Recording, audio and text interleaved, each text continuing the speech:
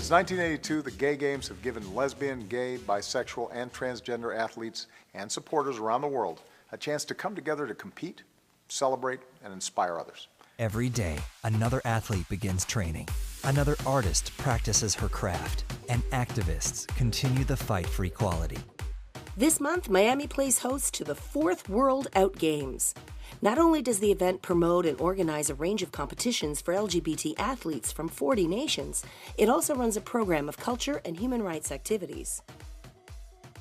Hi, we're the Miami Youth, and we're supporting the World OUTGAMES. See you in Miami! What's amazing about the Gay Games is that you have 36 different events that are happening in 1 week. Everything from rodeo to bowling to badminton to volleyball to softball. There's also the cultural piece that you don't think of when you think of a sporting event. The very first Gay Games event took place in San Francisco in 1982, with Tina Turner performing at the opening ceremony. Founded to support out and proud athletes, the Gay Games were based on an ethos of participation and inclusion for all, regardless of where they appeared on the sexual spectrum. In 1994, the New York City competition, which coincided with the 25th anniversary of Stonewall, truly gained the upper hand, when more athletes took part in the Gay Games than in the 1992 Barcelona and 1996 Atlantic Olympics.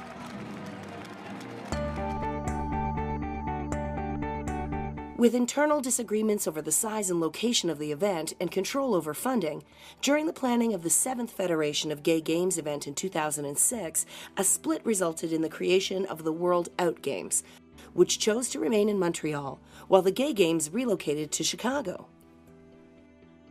Both events went ahead just 7 days apart, but with a finite pool of athletes, the number of competitors and sports fans attending was down. It's the Summer Olympics, the OUTGAMES, the Gay Games, whatever, but call it what it is, and we're real athletes, and you know, do what we can. The split confused and angered competitors, sponsors, and the public. But in the end, the Gay Games in Chicago gained the upper hand, while the World OUTGAMES in Montreal racked up a $5 million deficit.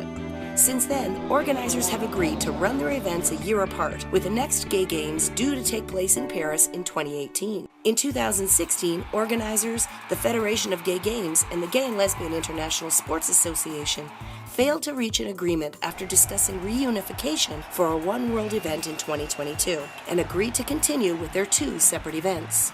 So let's get these games underway. Well, that's all for this edition. Don't forget to watch our daily news bulletin throughout the week, and check back with us next week for more Pinksixty entertainment.